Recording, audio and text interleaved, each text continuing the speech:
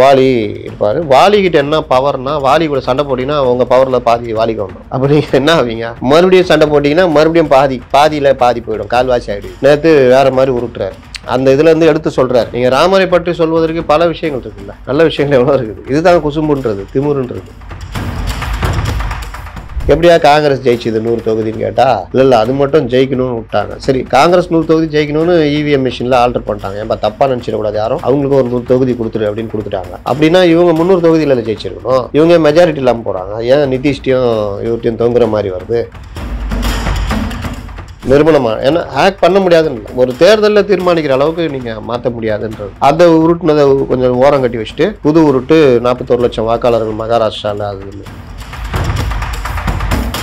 சமீப காலமா ராகுல் காந்தி மற்றவர்கள் மேல என்ன ஒரு இதுன்னா, எல்லாவற்றையுமே நீங்க விட்டக்கூடாது. இப்போ பாகிஸ்தானுக்கு பகல்மா தாக்குதல் நடக்குது, பார்லிமெண்ட்ல பேசுறீங்க, அதுல உங்களுடைய சந்தேகங்களை கேட்கலாம். ஆனால் நம்ம இந்தியா பக்கம் நிக்கணும்.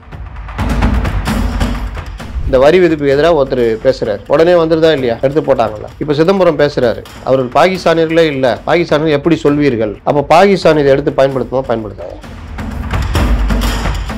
நான் இப்போ 9 இதை அழிச்சாங்கல்ல, அது என்ன பொய்யா? அதில் செத்தான்ல மசூத் அசார், எப்படிப்பட்ட ஆள். 2001 அவனை விட்டதுனால அதுக்கப்புறம் அவன் எத்தனை இது பண்ணியிருக்கான். அவனை தீவிரவாதியை அறிவிக்க உங்களால முடிஞ்சுதா? சர்வதேச தீவிரவாதியா? அமெரிக்கா எதிர்த்ததா? அமெரிக்கா தான் முதல்ல எதிர்ப்பான். மற்ற நாடுகள், முஸ்லீம் நாடுகள் எதிர்த்ததா? உடனே டக்குன்னு போய் பேசினாங்க, இந்த மாதிரிலாம் அநியாயம் பண்றாங்க அடி. இந்த நிலைமைக்கு எடுத்ததை நீ பாராட்டணுமா வேணாம்? பாராட்ட கூட வேணாம், நீ கடந்து போயா? தப்பு என்ன, அதை மட்டும் கேளுன்ற. அவங்க பாகிஸ்தானியரே இல்லை, நீ எப்படி சொல்லுவ? சட்டசபையில் என்ன நடக்குது? வெளிநடை பண்றீங்க, மறுபடியும் உட்காடுறீங்க. சபை நடக்குதா இல்லையா? அதுனா பார்லிமெண்ட்டுக்கு மட்டும் ஜாலியா போறாங்க, ஜாலியா இருக்கிறாங்க. இங்கேருந்து போயிட்டு எல்லாம் ஒன்னா நின்றுக்கிறாங்க டெய்லி ஜாலியா. வண்டியா, சாப்பிட்டியா? போண்டா போட்டுக்கிறாங்க புதுசா. இல்லையா, நல்லா இல்லையா, சம்சால போட்டான். இன்னைக்கு பாரு, இப்போ போய் இப்போ சாப்பிட்டு பாரு, உருளைக்கிழங்கு போண்டா நல்லா இருக்கு. இப்படியே தான் பேசி நின்றுக்கிறாங்க. அதே மாதிரி பார்லிமெண்ட்ல உட்காந்து ஒரே ஒன்று கத்துறது, நடக்க விடுறது இல்லை.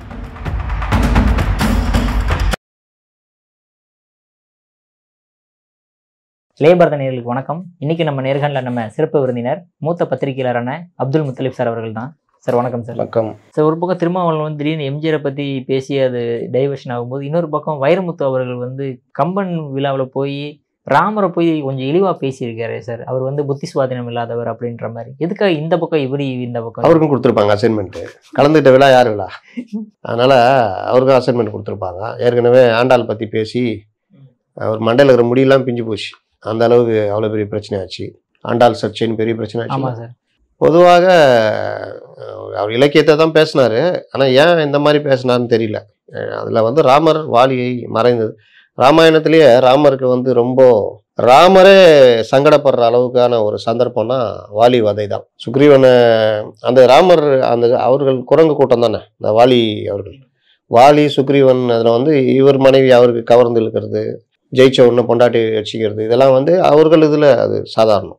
அந்த மாதிரி சுக்ரீவன் ஏதோ தனக்கு எதிராக அரசு அமைக்கிறது பண்ணுறப்ப அவனை அடிச்சு தோர்த்திட்டு வாலி இருப்பார். வாலிகிட்ட என்ன பவர்னா, வாலி கூட சண்டை போட்டிங்கன்னா உங்கள் பவரில் பாதி வாலிக்கு வந்துடும். அப்போ நீங்கள் என்ன ஆவீங்க? மறுபடியும் சண்டை போட்டிங்கன்னா மறுபடியும் பாதியில் பாதி போயிடும், கால்வாசி ஆகிடுவீங்க. மறுபடியும் சண்டை போட்டிங்கன்னா காலரைக்கே வாசி ஆகிடுவீங்க. அப்போ ராமருக்கே என்ன பிரச்சனை? வாலி கூட நேருக்கு நேர் மோத முடியாது. சுக்ரீவன் சொல்கிறத ராமர் நம்புறாரு. அவருக்கும் அந்த ரியாலிட்டி தெரியல. அப்போ அவர் போய் வாலியை நீ போய் சண்டை போடு, நான் அடிக்கிறேன், அம்பு அடிக்கிறேன்றாப்புல. என்ன நேருக்கு நேர் மோதுனா இதாவாங்க.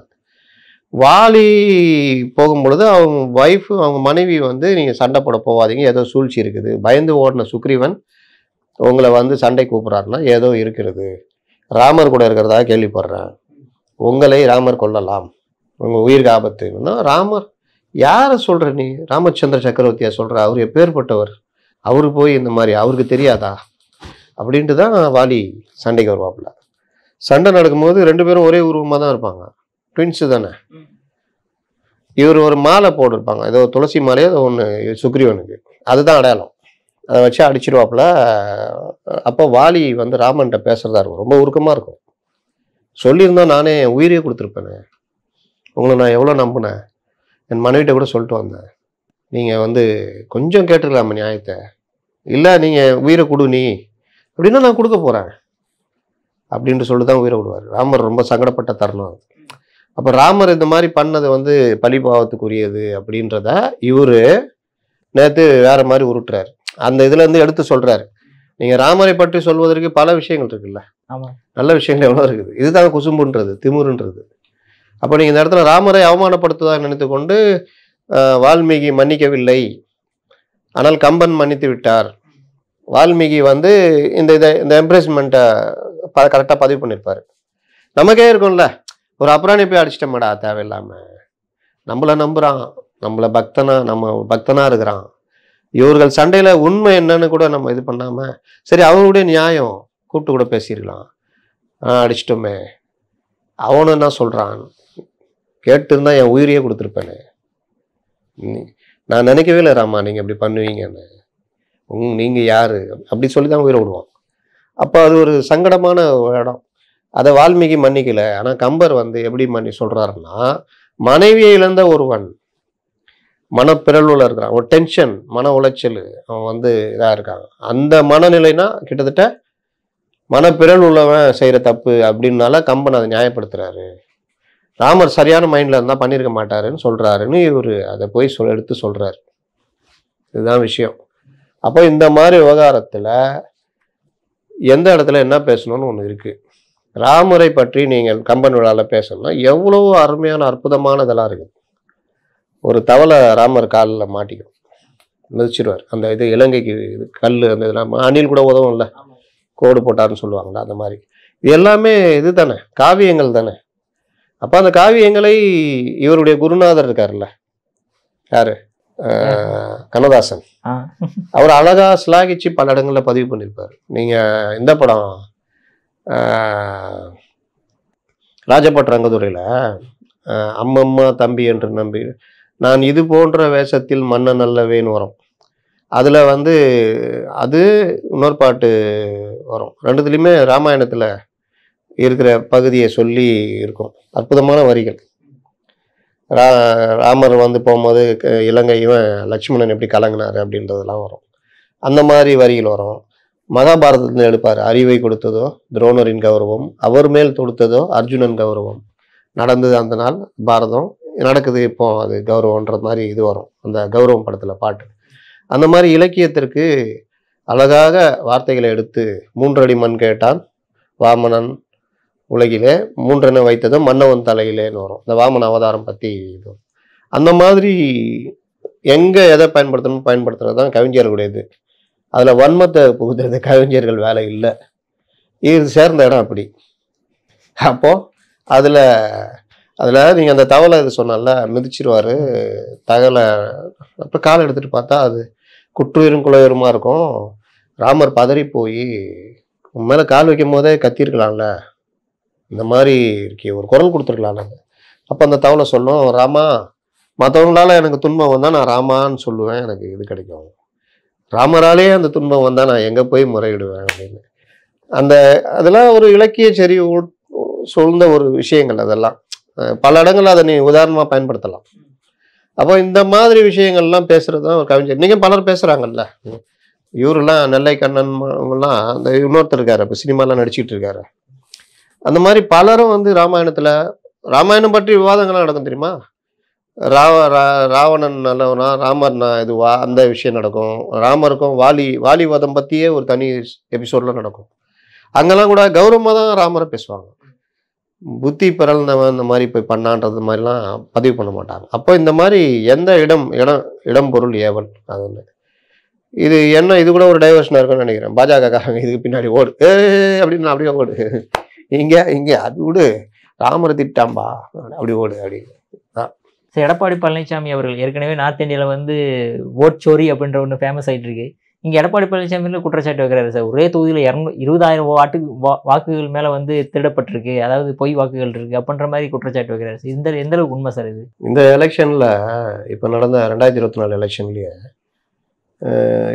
ரொம்ப தொகுதிகளில் வாக்குகள் இல்லைன்னு பெரிய பெரிய பிரச்சனைலாம் ஆச்சு தெரியுமா.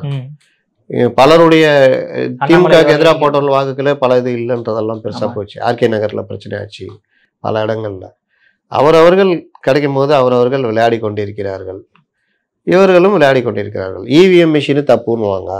எப்படியா காங்கிரஸ் ஜெயிச்சுது 100 தொகுதின்னு கேட்டா இல்லை அது மட்டும் ஜெயிக்கணும்னு விட்டாங்க. சரி, காங்கிரஸ் 100 தொகுதி ஜெயிக்கணும்னு இவிஎம் மிஷின்ல ஆல்டர் பண்ணிட்டாங்க. ஏன்பா தப்பா நினைச்சிடக்கூடாது யாரும்.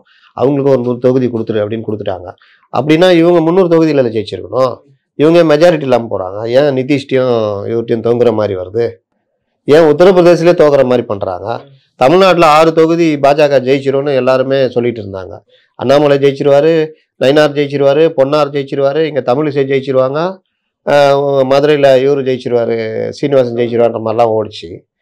அதை 5 ஜெயிக்க வச்சிருக்கலாமே. நம்புவாங்களா ஜனங்க? பரவாயில்லப்பா பாஜக நல்லா வந்துடுச்சுப்பா சொல்லுவாங்களா மாட்டாங்களா? ஏன் அப்போ இவிஎம் மிஷின் வச்சு பண்ணல? எல்லா இடத்துலையும் எல்லா இதுவும் இவிஎம் மிஷினை ஹேக் பண்ண முடியாதுன்னு பல இடங்கள்ல நிரூபணமா. ஏன்னா ஹேக் பண்ண முடியாதுன்னு இல்லை, ஒரு தேர்தலில் தீர்மானிக்கிற அளவுக்கு நீங்கள் மாற்ற முடியாதுன்றது.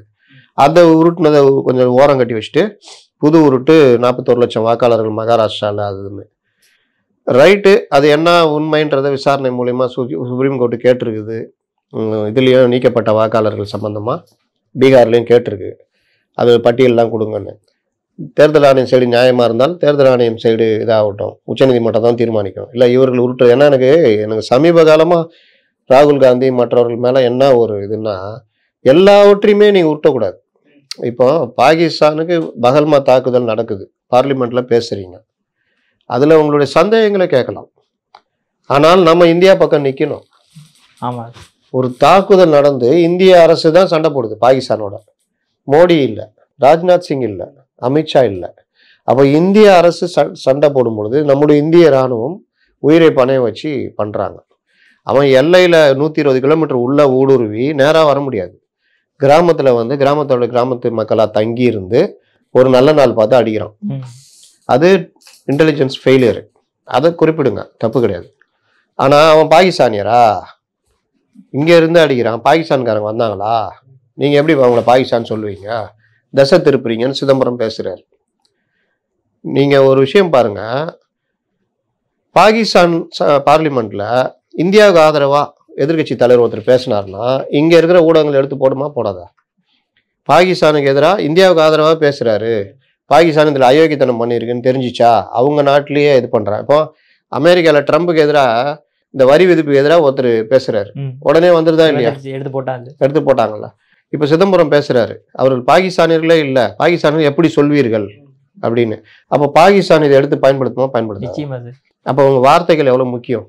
இதை நாளைக்கு ஐநா சபையில் பாகிஸ்தானுக்கு எதிராக அந்த கிரே லிஸ்ட்டில் கொண்டு வரதுக்கு FATFல இந்தியா பயன்படுத்துதுன்னா பாருங்கள், இவங்க வெறுப்பில் பண்ணுறாங்க. இவர்கள் இஸ்லாமிய எதிரி கட்சி. அங்கே இருந்த காங்கிரஸ் ஆண்டு காலம் ஆண்ட காங்கிரஸ் கட்சியுடைய முக்கியமான தலைவர், நிதியமைச்சராக இருந்தவர் என்ன பேசியிருக்கார் பாருங்க. அவர்களை பாகிஸ்தானர்களே இல்லைன்றாரு. இவங்க தேவையில்லாமல் இந்த வாரை அவர்களுக்குள்ள நடந்த சண்டையை பாகிஸ்தானோட சண்டைன்னு ஆக்கி உள்ளக அத்துமீறி நுழைஞ்சாங்க சொல்ல மாட்டாங்களா?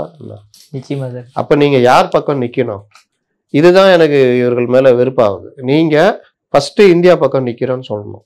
அந்த வார் இதெல்லாம் கண்டிக்கிறோம், பாகிஸ்தான் பண்ணதை கண்டிக்கிறோம். நான் இப்போ 9 இதை அழிச்சாங்கல்ல, அது என்ன பொய்யா? அதில் செத்தான்ல மசூத் அசார், எப்படிப்பட்ட ஆள்.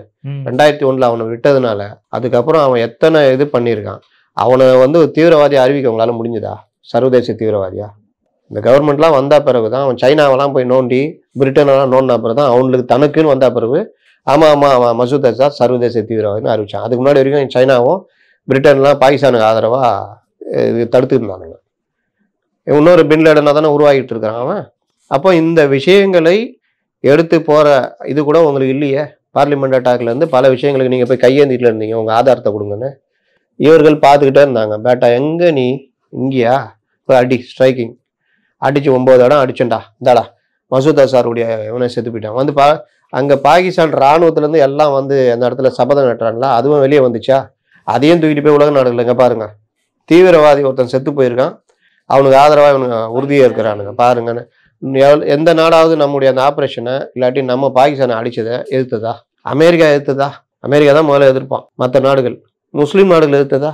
உடனே டக்குன்னு போய் பேசினாங்க, இந்த மாதிரிலாம் அநியாயம் பண்ணுறான் போனால் அடி, எங்கே பேச சொன்னாலும் எடுத்துக்கோ போடு அப்படின்னு. இந்த நிலைமைக்கு எடுத்ததை நீ பாராட்டணுமா வேணாமா? பாராட்ட கூட வேணாம், நீ கடந்து போயா? தப்பு என்ன, அதை மட்டும் கேளுன்ற. அவங்க பாகிஸ்தானியரே இல்லை நீ எப்படி சொல்லுவ? அப்போ இந்த மாதிரி அதுதான் அவர் பதில் சொல்கிறார். நீ பாகிஸ்தானுக்கு ஆதரவாக பேசினீங்க இங்கே உட்காந்து. அதே மாதிரி பார்லிமெண்ட்டில் உட்காந்து ஒன்று கத்துறது நடக்க விடுறதே இல்லை.